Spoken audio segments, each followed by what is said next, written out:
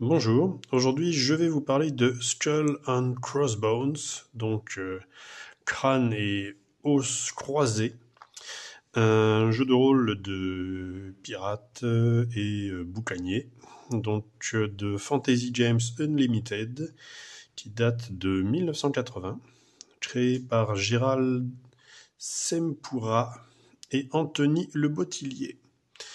Alors, donc bien avant un pavillon noir, il y a eu un certain nombre de jeux de rôle qui se sont consacrés donc aux pirates et Skull and Crossbones fait partie des premiers. Bon, je vous montre le dos de la boîte où il n'y a rien. Hop, histoire de voilà. Donc là, il y a le supplément dont je vous montrerai après. Alors, on ouvre un petit peu cette boîte et là, donc nous avons donc la feuille de personnage, qui est toujours, enfin, ça fait toujours dans la sobriété, hein, chez Fantasy Games Unlimited à l'époque. Sauf que là, pour une fois, il y a un petit dessin sur la feuille, et donc c'est quand même bien agréable d'avoir ce petit crâne qui nous regarde. Alors, au niveau, si vous observez bien, donc au niveau du jeu, ce que vous pouvez remarquer, en fait, c'est qu'il n'y a pas de compétences, en fait. On reste vraiment c'est vraiment des premiers jeux de rôle, en fait, qui est, donc là, on force à intelligence, agilité, constitution, chance, leadership. Et à partir de là, le maître de jeu et on peut procéder aux tests et tout ça. Et donc ça se joue avec 3d6. Donc pour chacune des compétences, on jette 3d6, ce qui fait que la création de personnages, on peut avoir des personnages qui ont c'est à l'époque où il n'y avait pas vraiment... euh, disons, c'était vraiment le hasard qui faisait la création du personnage, et on pouvait laisser des personnages qui vont par exemple avoir juste 3 en force et 24 en intelligence, en fait. Donc j'avais des choses qui pouvaient être très variables. Alors de l'autre côté, donc là, nous avons la fiche de navire. Donc ce qu'il y a d'agréable avec ce jeu, c'est qu'il a aussi une petite partie wargame en quelque sorte, enfin sea game plutôt, et où donc il y a les navires, en fait, et on peut jouer un petit peu les affrontements avec des navires en papier, hein, en carton. Alors regardons un petit peu, donc voilà, donc là nous avons de belles illustrations. Alors voilà, là aussi. Alors c'est à noter, en fait, parce que souvent Fantasy Games Unlimited n'ont pas énormément d'illustrations.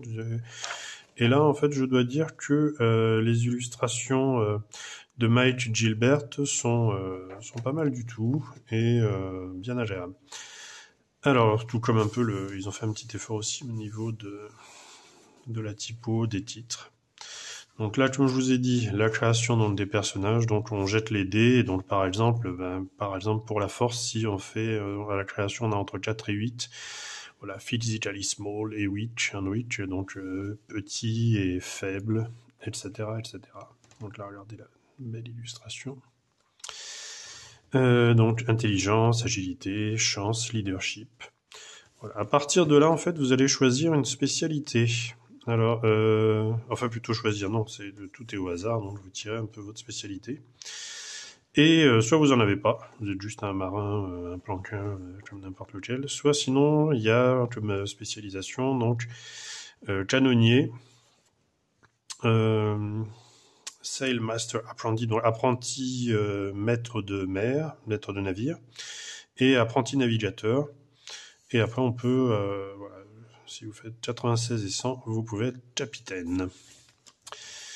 Alors, en dessous, donc là nous avons après donc les rangs qui vont être liés au point d'expérience au fur et à mesure des aventures, en fait. Hein, donc c'est un peu voilà l'évolution du personnage. Hein, donc par exemple le canonnier, il va passer donc de marin.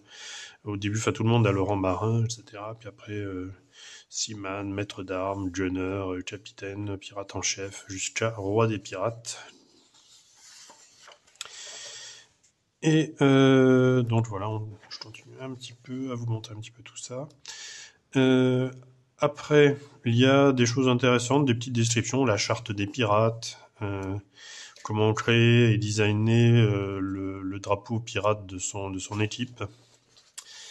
Après, donc là, la partie règles sur le board game, donc sur le jeu de plateau, avec donc les petites explications, tac, tac, tac, comment pour faire le mouvement des navires. Là, à nouveau, une belle illustration.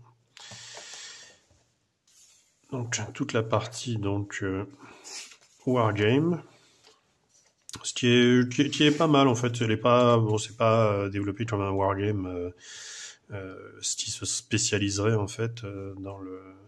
Mais c'est tout à fait honnête pour un jeu de rôle en fait. Donc on peut tout à fait donc faire jouer à la fois donc ces personnages et la partie quand ils dirigent leur navire et tout ça. Donc le dommage avec les canons, etc., etc. Voilà. Après, donc quelques explications sur un peu la vie des pirates, les lettres de marque, les trésors, quelques notes pour le maître de jeu, un petit glossaire. Là, donc la table, alors il n'y a pas d'écran, mais il y a cette table pour le maître de jeu, en fait, avec les caractéristiques pour les navires, comment la table des grappins, etc., la table des trésors. Et là, donc, nous avons une très belle charte. Il faut voir qu'à l'époque, ça n'était pas si courant que ça. Donc là, voilà. Nous avons donc la carte avec les West Indies, les Caraïbes et tout ça, donc qui montre un petit peu là où vous pouvez se balader vos navires. De l'autre côté, nous avons la carte qui va être utile pour les combats avec le navire et tout ça. Voilà, hop. Alors, que je ne me trompe pas dans mon pliage. Hop. Voilà. Ici, nous avons... Eh bien là, par contre, c'est pour la partie avec... Voilà, quand on veut faire le jeu avec des figurines, à taille humaine, taille personnage. Et donc voilà, donc c'est très joli, c'est vraiment aussi quelque chose, franchement, pour les poches, c'est vraiment un bel ouvrage. Là, c'est les canons qu'on peut rajouter sur le navire. Voilà, donc là, pour ce qui est donc de ce qu'il y a dans la boîte. Et donc maintenant, le supplément. Pieces of Eight, donc le terme pour la monnaie espagnole de l'époque.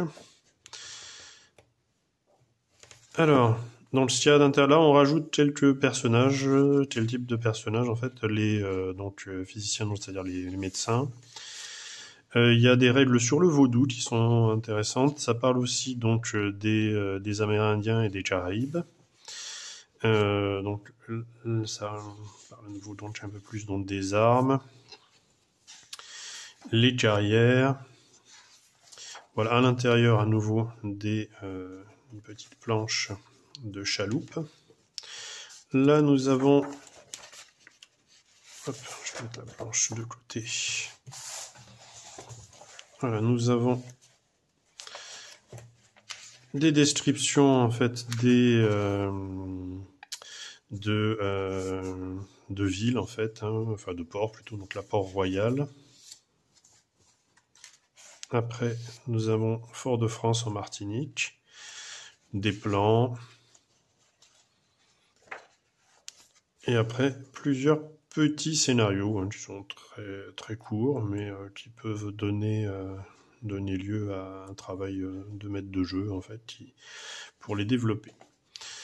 Voilà, donc c'est Skull and Crossbones, donc un jeu de rôle de Fantasy Games Unlimited qui est vraiment très très bien pour à la fois pour l'époque, il est complet et les règles sont assez faciles.